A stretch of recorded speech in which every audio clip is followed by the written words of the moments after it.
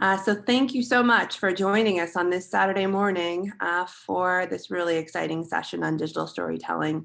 I'm Amy Mart. I'm the Director of Professional Learning at the Buffett Early Childhood Institute. So thrilled to be able to bring you this webinar. We do this in partnership with the learning community of Douglas and Sarpy counties as part of the Superintendent's Early Childhood Plan, but are always so thrilled to welcome educators and community members from all over Nebraska and all over the US. So I'm so glad that all of you are here with us today. We're going to be talking today, as the title suggests, about digital storytelling. And this is really a powerful tool for children's learning and a powerful tool for addressing a lot of the both concerns and I think opportunities that are presented by the sort of burst in technology that we've seen over the past several months in the context of the pandemic. So these are tools that are going to serve children and educators and families well, both now and into the future. When we were together last time, about a week ago, maybe some of you were with us, we talked a lot about children's use of technology and screen time and some of the concerns that were shared about children, consuming too much media. And one really exciting and powerful way to sort of mitigate that is to flip that around, and instead of children being consumers of media, help them to be producers of media, right? And that's what digital storytelling is all about. Giving children the tools and the guidance to be able to tell their own stories, to use that, to share their perspectives, to extend their learning is really a powerful strategy. It's powerful from an equity perspective as well, which is something we always like to elevate here at the Institute in all of our work. It's an opportunity for children who may not see themselves represented in media and in books to be able to tell their own stories and see themselves represented in storytelling, and for their peers to hear their perspectives, for their teacher to hear their perspectives.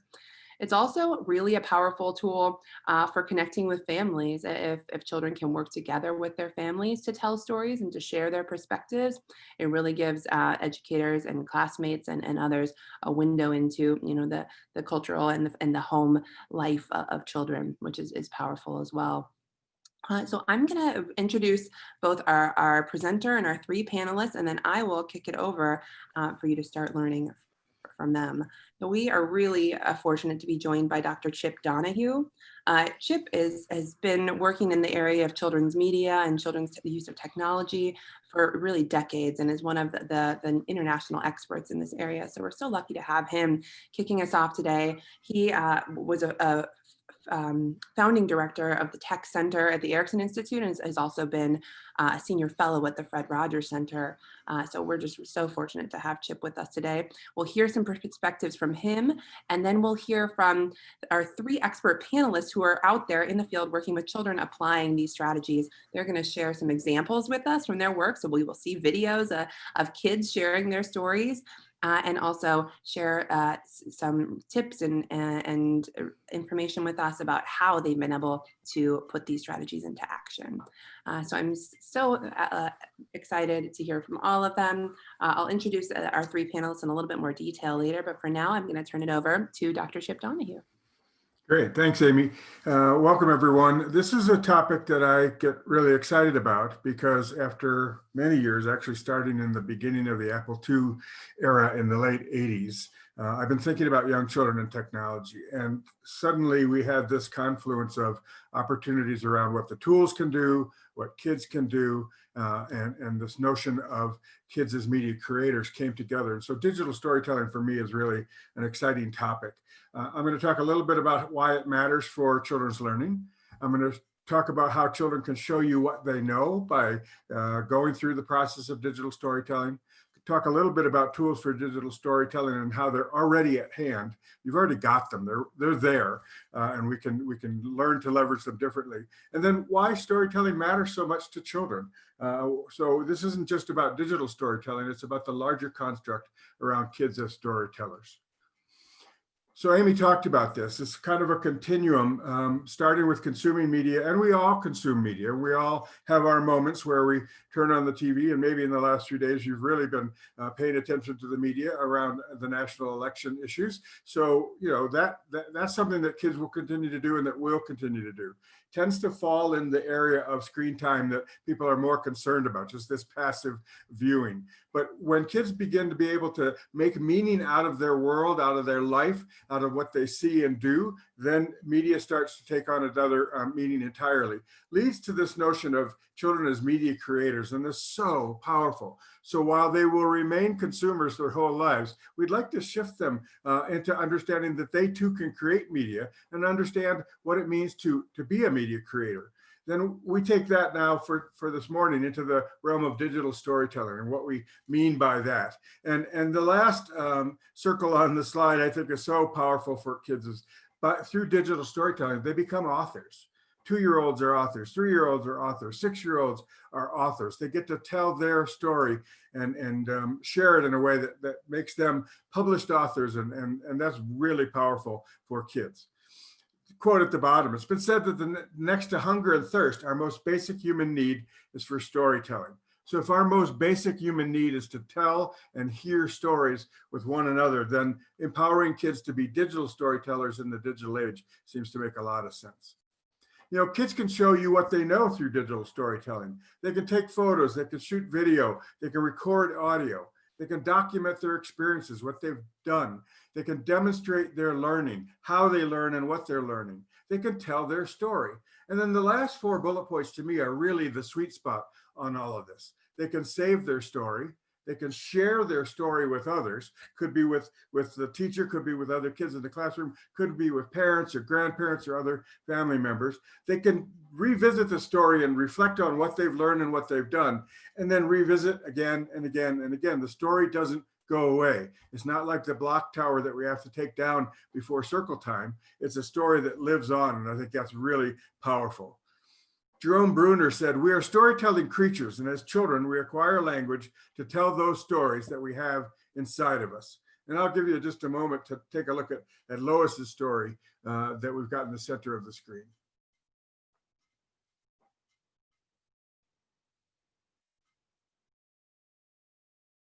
I love her last line. "Don't worry, I won't get cut."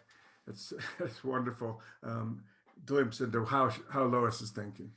So I talked about this before. Look at the list on the left: a laptop, a desktop, a tablet, your iPad or other kind of tablet, your smartphone, which most of us have with us all the time, a digital camera, which might be in fact embedded already in your smartphone, digital audio recorder, which again could be in your tablet or your smartphone or standalone, a microphone, some headphones. It doesn't take complicated or expensive technology to get kids to become digital storytellers. And I think that's part of the message today. And the stories you're going to hear from our storytelling experts in the classroom will show you that it isn't about complicated technology. It's about technologies that kids already know how to use and empowering them to use it in a new way. So at the bottom, I just say this: a child's story. So the child has a story. Then we have the affordances of these devices, what these things can do. And that's what digital storytelling is all about. So you can get started on this simply and inexpensively. We can get more complicated. We can get more involved as we go. But I love the fact that you can jump in easily and right away. So what are some of the advantages of using digital tools with kids? They're child-centered. The child's in control of the technology and the story. I really want to repeat that one. The child's in control of the technology. They learn how to use the technology and their own story.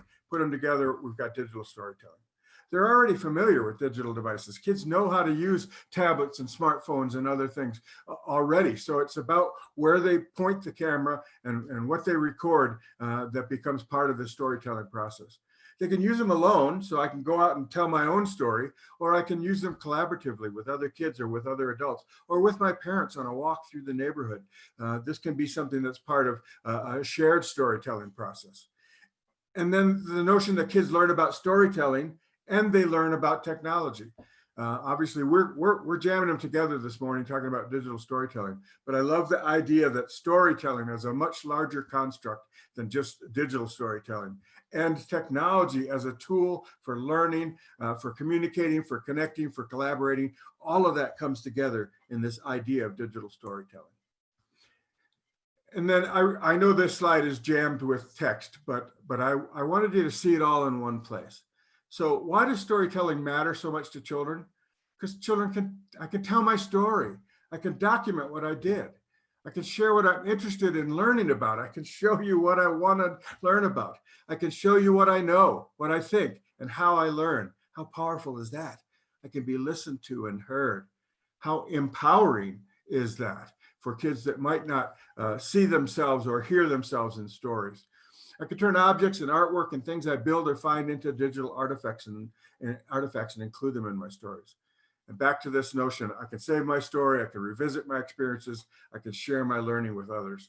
And ending with this very powerful idea of I can be an author, I can be a media creator. I'm not just a consumer of media. I'm someone who can really leverage this media well.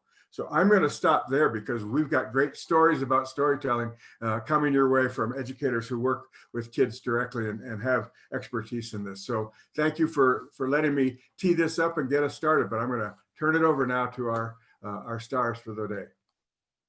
Thank you so much, Chip. It just gives us so much good information to get us started, and I'm so excited to hear from our practitioners now. I'm going to start us off with Laura Marr.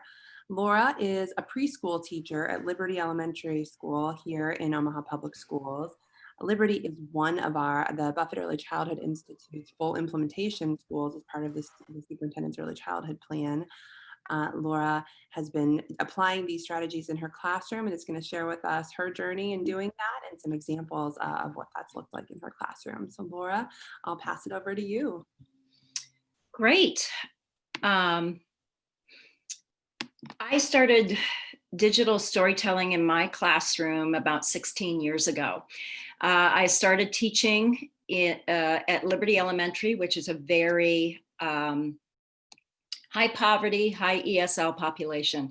And trying to get students to write was a challenge because they didn't see themselves as authors. And I thought, the papers are blank, the room is silent. What can I do to get these children to tell their stories?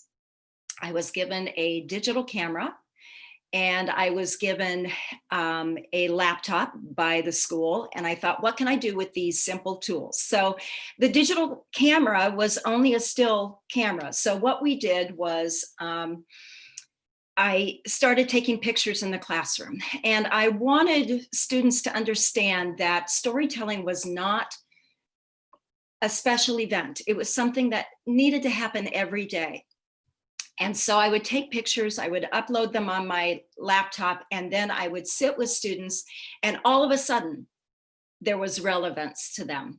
All of a sudden, they found that that's me on the screen. This is what I'm doing. It took all of that, I don't know what to write about, out of the process.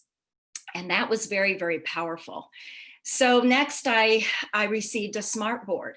So then what we could do is we would take pictures of things in the classroom, especially group projects that we were working on. We did some murals, things like that. And we would really look at those and put them on the smart board and then have discussions about, well, what was this person working on? What was that part of the project that we were working on? And how did that affect what you then did next? And so there was all of this conversation, there was all of this language, there was all of this high level cognitive engagement that we just hadn't seen before. So I then became a pre-K teacher, which meant I was working with some friends that were a little younger, 3 to 5, and I got a smartphone, and I thought, okay, this is going to be a game changer, because not only could kids document their work like we have been doing with the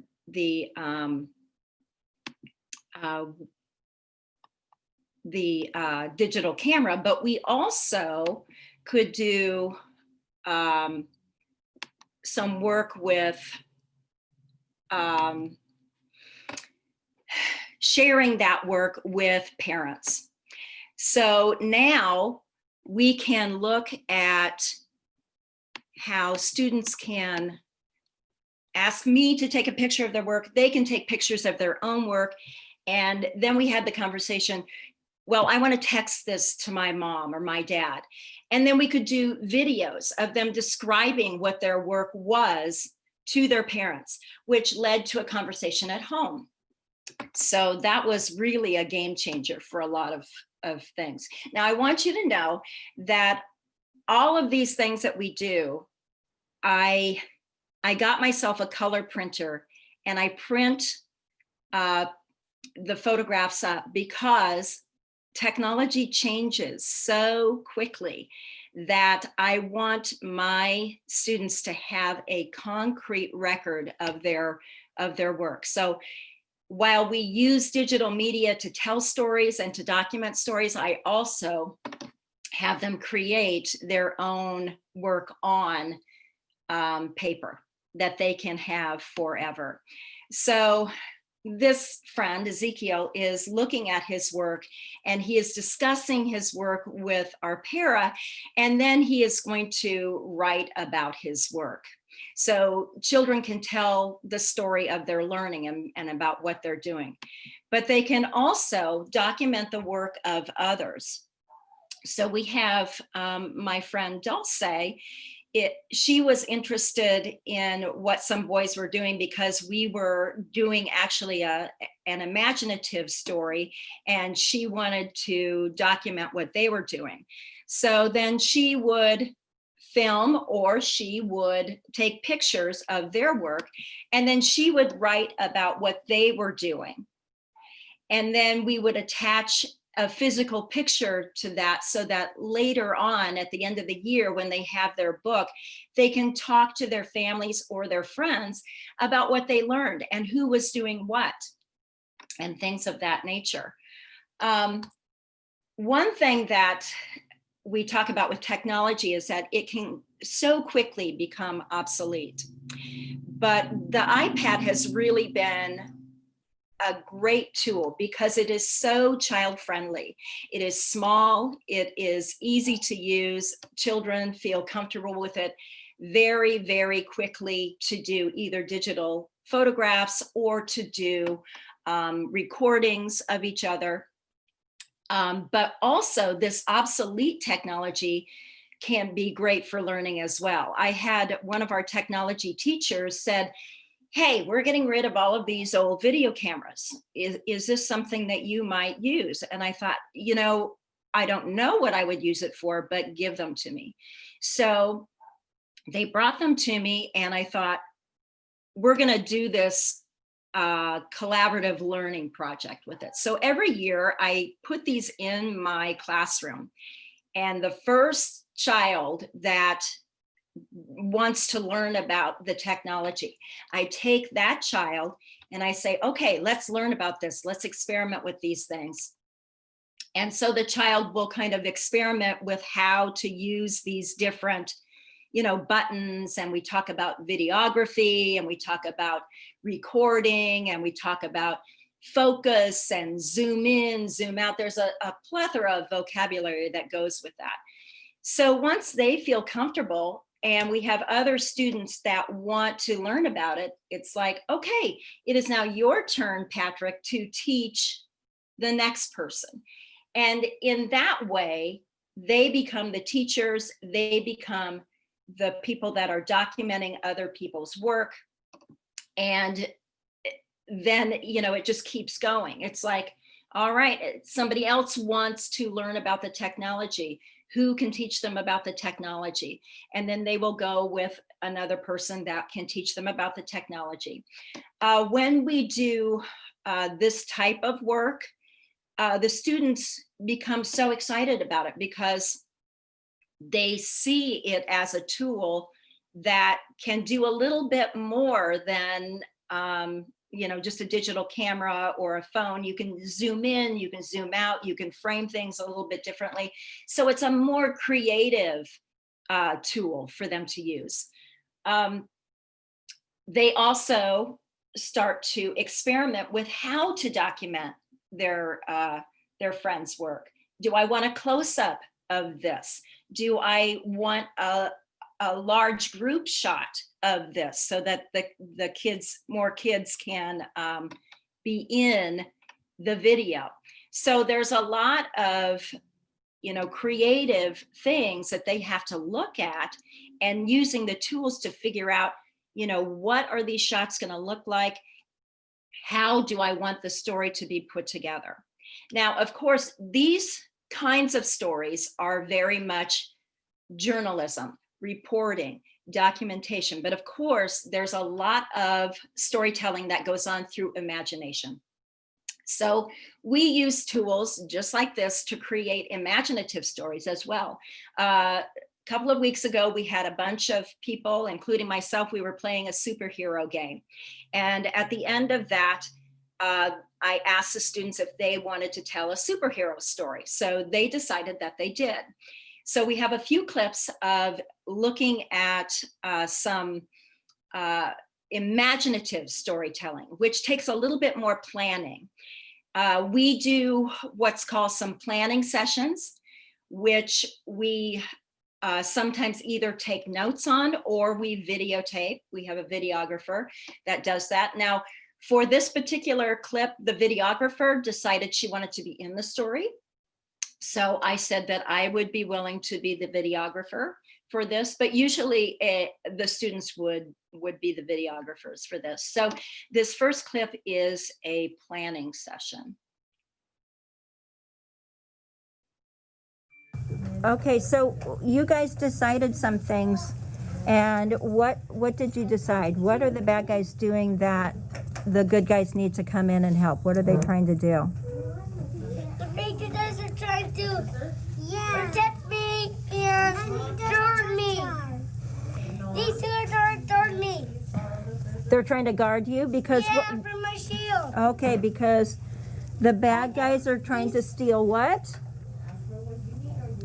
What are my Captain America shield. Oh, steal your Captain America shield. And these two are trying to guard me. My shield.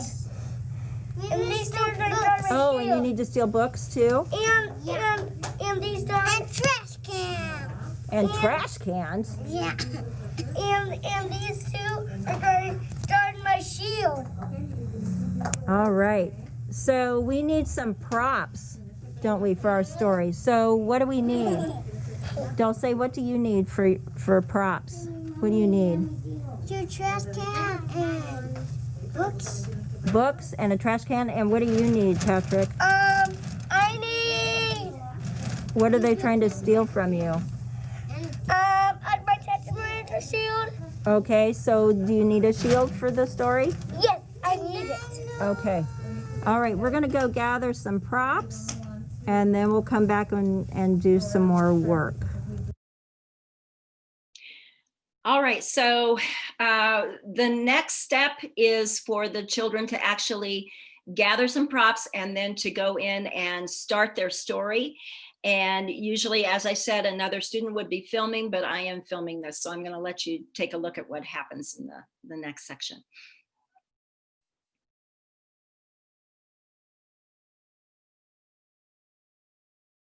Three, 2, 1, action. Action. Long time making shield. No. And you turn my shield too. Like this. Like that. No. Right here. Wow. Like this. Like this. Like that. Okay? And you turn my shield like this. Okay? Like that, okay? And now no one can see my shield. For no reason. No one can see my shield. I can see his shield. My dear. Okay, so we don't have time for the last video, but the great thing about this is that it is child-centered, it is process-oriented, and it can change on a dime. When Patrick found out that even with all of his work, that my friend Dulce could still see his shield, then a whole other plan erupted. So it can change so rapidly depending on the improvisation of the children. Now, as Chip said, we can use this recording then to continue the story. So when they get tired of that, we can go back the next day or in a couple of days and say, do you want to revisit your story? And we can look back and they can make decisions. You know, they are really analyzing what worked in that, what didn't work in that, what do we want to save, what do we want to change, how do we want to move forward. And I wanted you to understand that this type of storytelling is process oriented. So it can have production value along the line. You can add, more elaborate props or costumes or anything, artwork, whatever you'd like to do, but it doesn't have to start that way. So Laura, if you want to show that last video, I would be happy to make time for that. I think it's so fun for people to get to see how this all ended up. So if you're ready to do it, I want to encourage you to do it. Okay, sure, that would be great.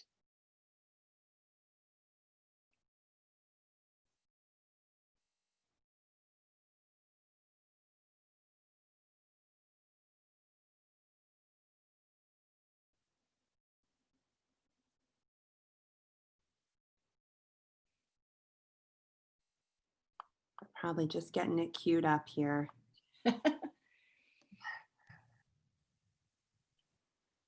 As an audience member, I need to know how it ends. Captain America, tell me what you're doing with your shield. Captain America,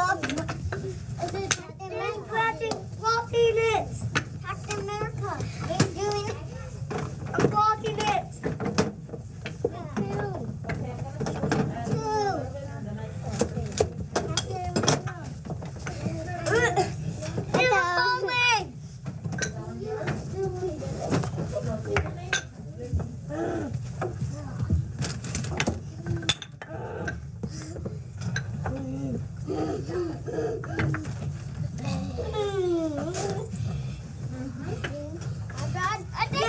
Yay, is it safe now? No.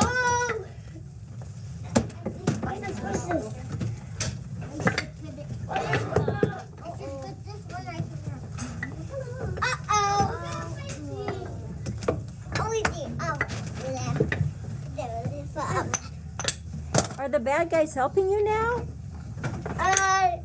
Probably. So roles can change, plot lines can change, everything's up for grabs. You just kind of go with the flow. And, this is a very, very simple but effective form of storytelling. As I said, as the children go on, it can become more elaborate, but it certainly doesn't need to be. It's really what the children want to do, and it's process oriented.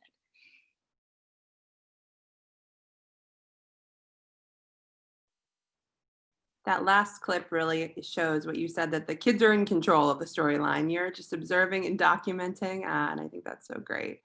Thank you so much for sharing that with us. We'll have you stick around for some Q&A in a moment, but I'm going to welcome two other colleagues to share with us now. We are really fortunate to have with us today Alex Morgan, who is a community outreach specialist, and Greg Morgan, who's a mentor teacher, both coming to us from the Boulder Journey School. They have some experience with digital storytelling as well, and are going to share with us their work and their students' work here today. So welcome, Alex and Greg. Thank you, Amy. We're so excited to be with you all today. Greg and I are from Boulder Journey School, which is a school for infants through pre-kindergarten in Boulder, Colorado. And in addition to working with very young children, we also have a school for teacher education program for teacher education. So we work with the very youngest, and then we work with adult learners as well. So we are going to share with you a story from one of our pre-kindergarten classes of 3 and 4-year-olds. And it's our pleasure to invite you along this journey of this unanswerable and, spoiler alert, unanswered question of what sound does a space chicken make? So for the past several years, we've been engaged in an investigation into the concept of digital humanity. And we have, as a school, embraced moving out of this dialogue around whether or not technology should be used with our very youngest children, and recognizing instead that, it really is part of the children's lives from the time that they are born. So knowing that children are going to interact with these digital spaces, we feel that we have a responsibility as adult collaborators to, as Chip was saying, offer opportunities with technology that inspire and provoke active creativity, construction, and collaboration, rather than just this passive consumption. So in this way, we can build a foundational relationship with, in which the technology and the digital spaces then become a tool to foster our human growth.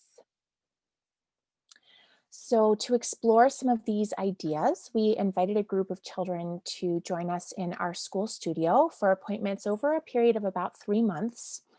And our goal was to explore the role of immersive experiences with young children. We set up a digital projector and a webcam that were linked to a computer that was running the free visual coding program Scratch. And, when Laura was talking about getting those video cameras, that really resonated because we also were not sure what affordances these particular technologies were going to offer us, but we were game to find out. So this version of Scratch that we were running has the capabilities to, has motion sensing, so that as the children moved in front of the projection, it would actually move the images on the screen. And in this case, the images on the screen were scans of their artwork of space and chickens. So that's where the question, what sound does a space chicken make, came from. And as Scratch is kind of a complex program to operate, we considered our role as educators to be that of a life DJ. So we would change the settings of the program as the children proposed ideas, with the goal of bringing the children into that running the technology more and more and handing those controls over to them. We saw the children were looking for this agency and autonomy in telling the story of the projections. So they would make a statement such as, "I want the moon to move." And then we could use Scratch to tell the moon to move. And we invited the children into this process with, as I said, with this eventual goal of handing over more and more of the reins. And we observed the children narrating what was happening and adding elements for the teachers to add digitally into the narrative. So similar to what you saw in Laura's classroom, where the children were sort of free flow playing. So we're going to look at a short video of some of these experiences. It looks like it's flying after it. Insect.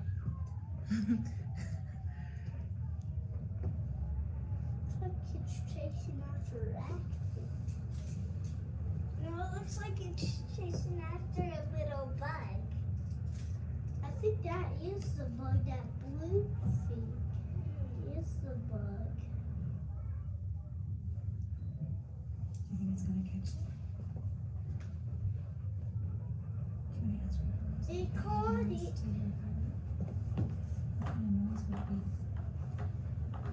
Rose, is there a way to add some sound? Yeah, what kind of noise would your firework make? Like a boom sound. A boom sound? You want to record a boom sound with your voice? Maybe, or with something that could make a boom sound? You do? Ooh, that's a good one. You might need to go a little closer, but I don't know. Try it on the carpet. You had it on the wood. Is that the right sound, or do you like the wood sound better? I like my carpet sounds. she said, Try. You ready? Okay, 1, 2, 3. Let's try again. So when she says 3, Charlie, make the noise. 1, 2, 3. So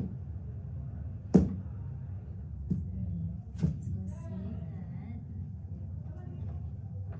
Interesting. Sounds like.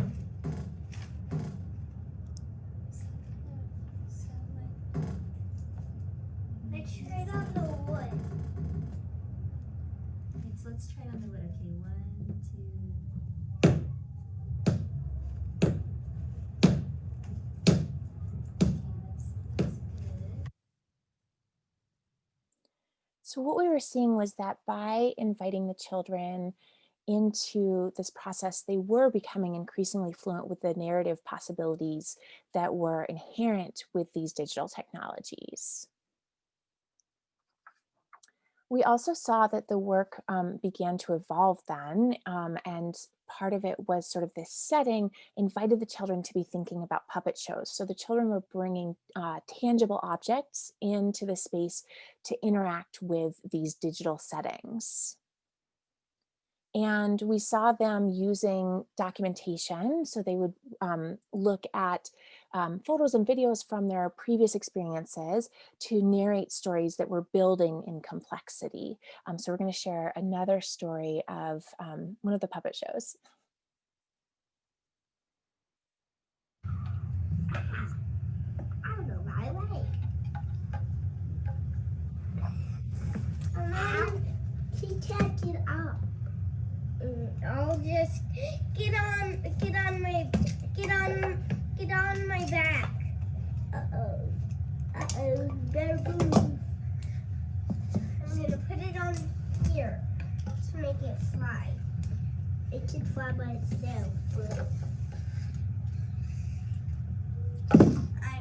You don't want this weird part facing a piece of wood there with popcorn. He's surrounded by wood. He has a wood, but he has a lot of wood, but he's actually inside of wood. I'm gonna pretend that the butterfly got a bug bite. What? Oh my goodness, how would that happen? Or maybe a bee sting. Oh, On both of its wings. on both of its wings? Then what would happen? It would fall. It would fall? That sounds like it could be scary. See? This is the Magic School Bus book about bees. The butterflies. So Greg is going to share the next part of this journey. Great. Thank you, Alex. Considering what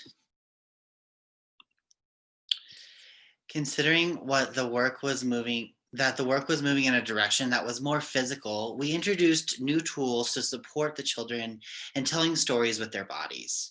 We were considering how to balance the complex technologies with the aspects of which they do not have control.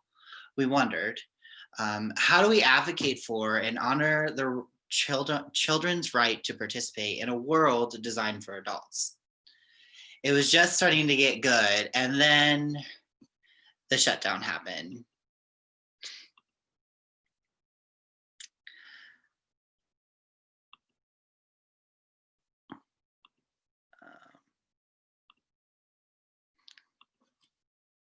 And the question of how do we advocate for and honor the child's right to participate in a world designed for adults took on a different meaning. While before we were playing with ideas of how to travel as a group to a fantasy world, now we were flipped. We needed to figure out how to individually travel to an imaginary space or a cloud classroom. This is where we needed to maintain our focus, creating a world in which we could connect even though we were apart. At school, a daily ritual, which I'm sure you all are familiar with, was gathering to read, to listen to, and to tell stories.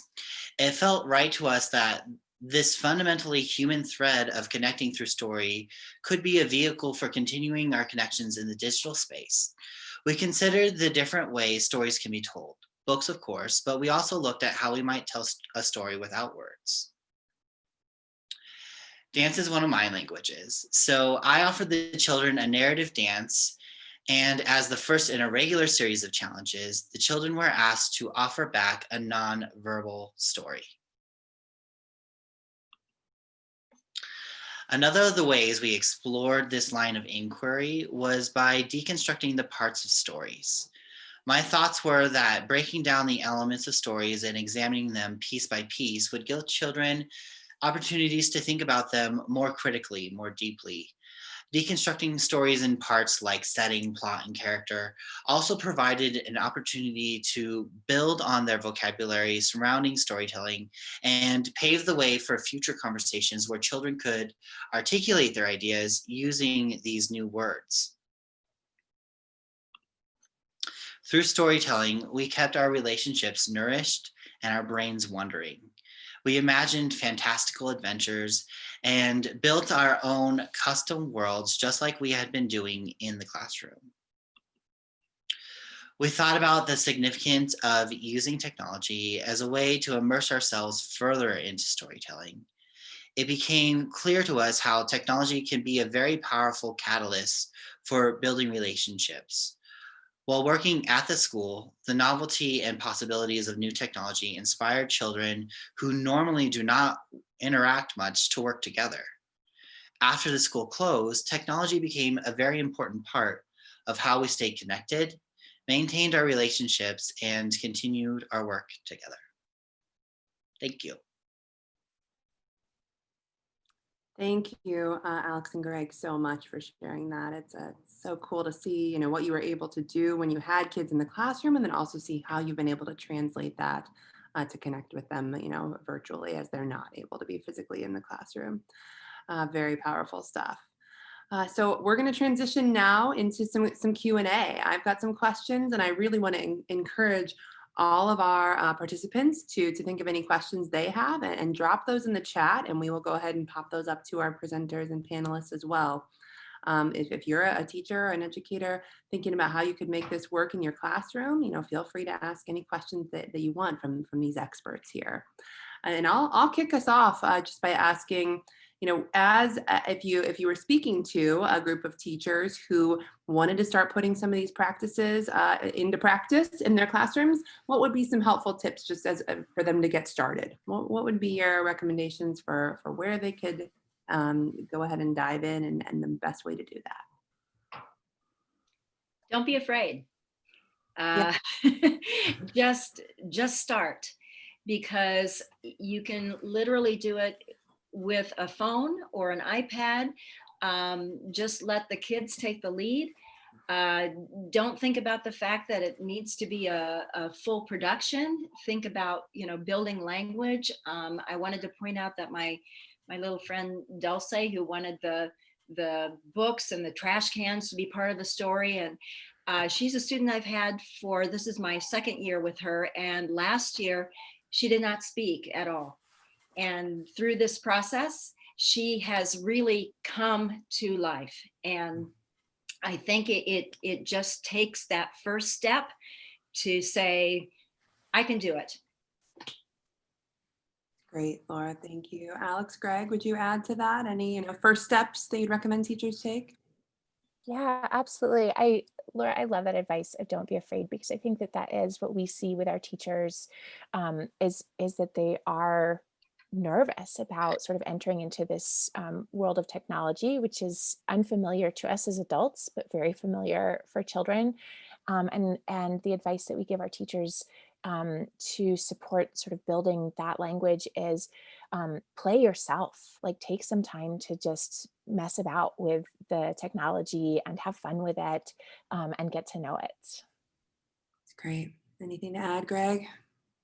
Yeah, I want to echo that sentiment of playing with technology, and don't be afraid to take risks, because I think something that's really powerful about my teaching practice is that whether something works the way I want it to or whether it doesn't, I can still learn something from it and move forward to next steps.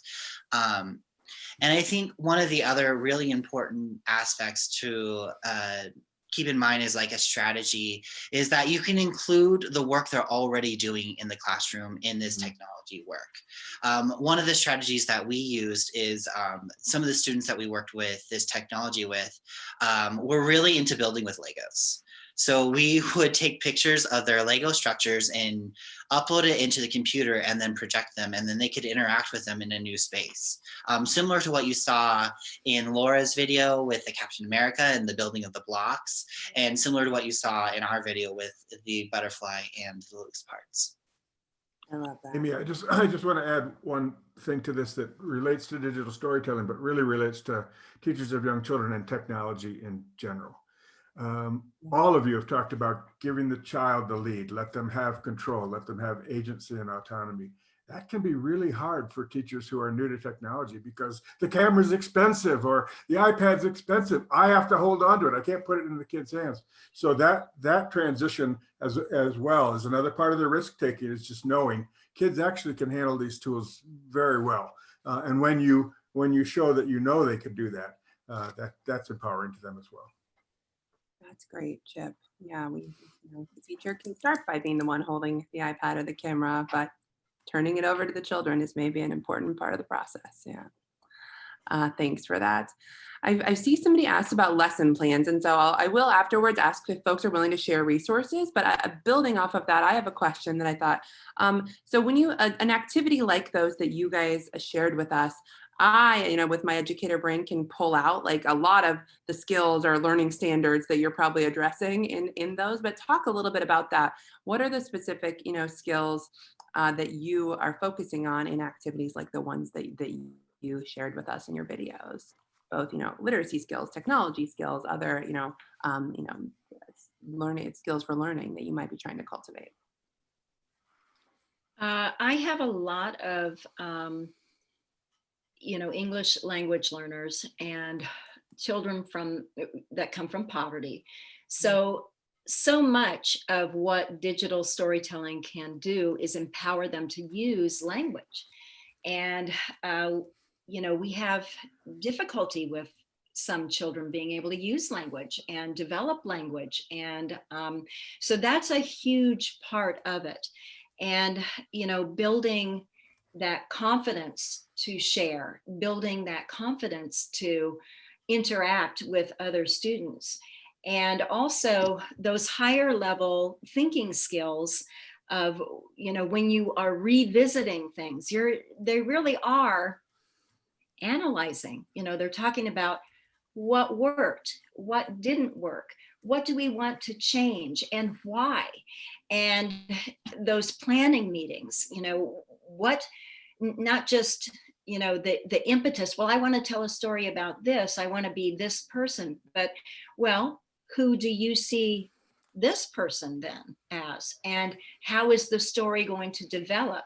Those are all key literacy objectives that we work on also. So there's just a plethora of learning that is happening in this play.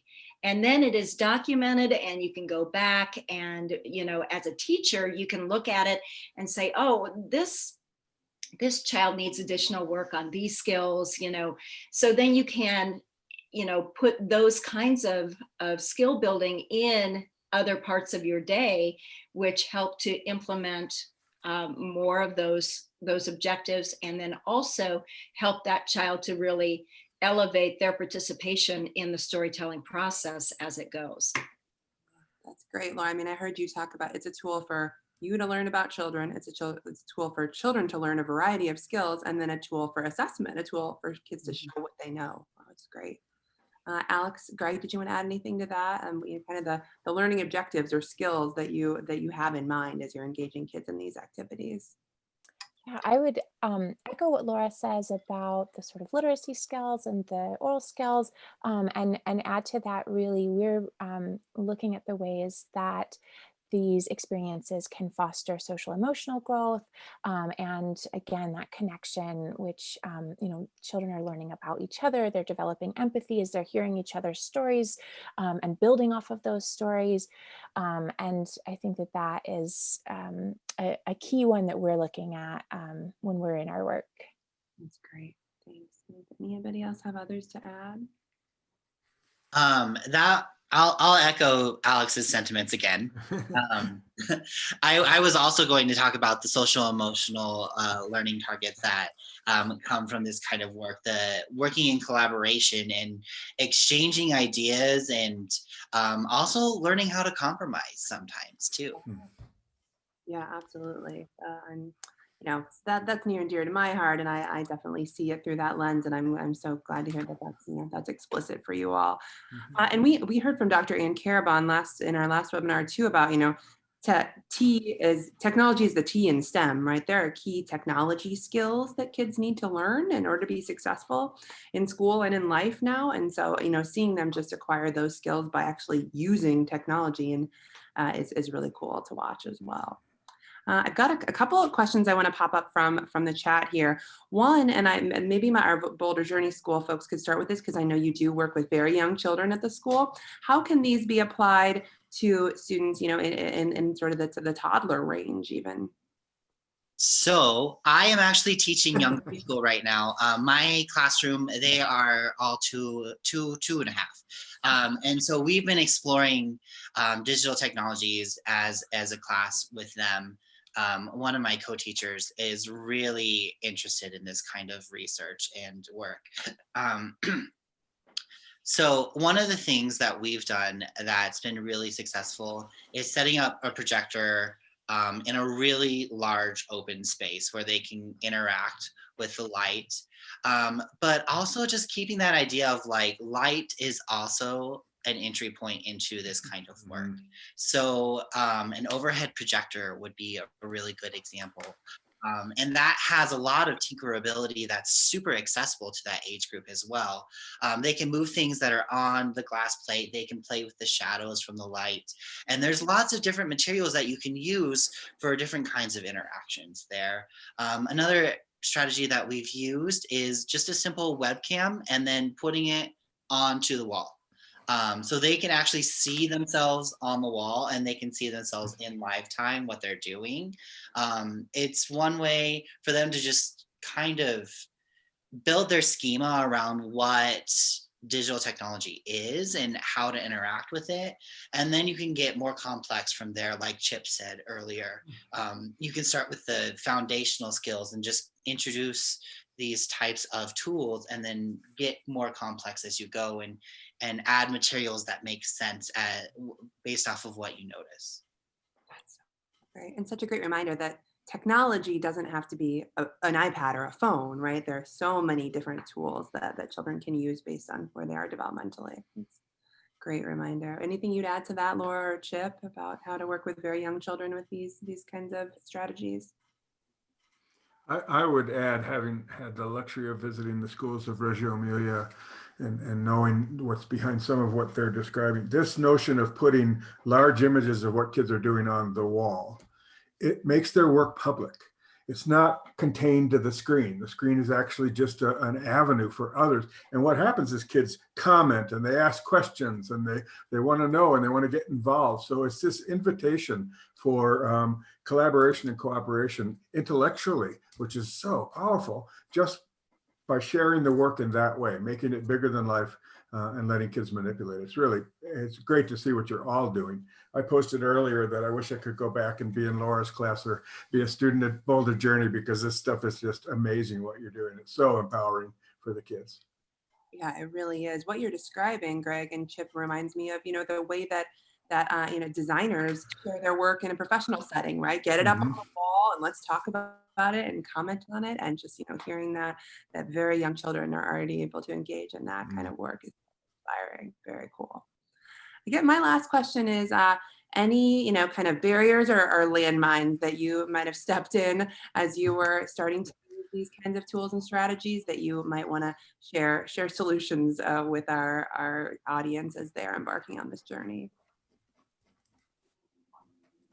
I think two of our biggest barriers are one, that fear, both from teachers and from families. And that we really work through again with, inviting teachers to play with it, inviting families to view the documentation so that they can see that this is not about passive consumption.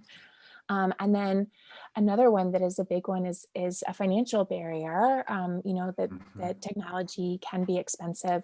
And we're always scouring fire sales from universities. We are looking for, we have a standing order that if we encounter some of these things at yard sales, any of our teachers are allowed to purchase them and get paid back.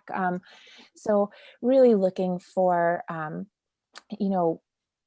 it doesn't have to be like the brand new purchase, like Laura was saying, the donation of those video cameras. Anything like that is something that we bring in. That's great. I would say don't be afraid to make a mistake, because you're going to make mistakes.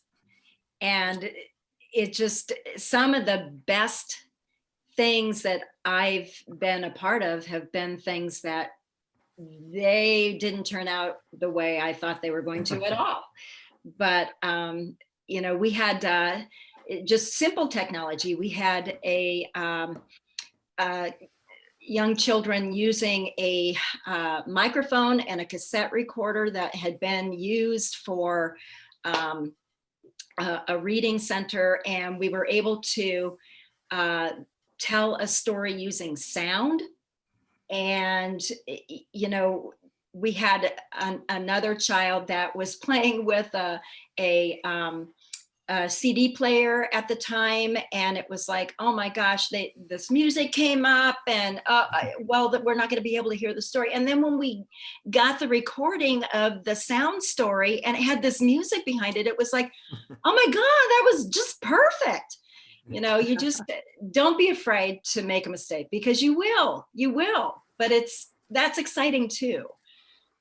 Yeah, failing forward, right? I've heard about that. Well, thank you all so much. I mean, this was a real pleasure for me, and I hope it was for all our participants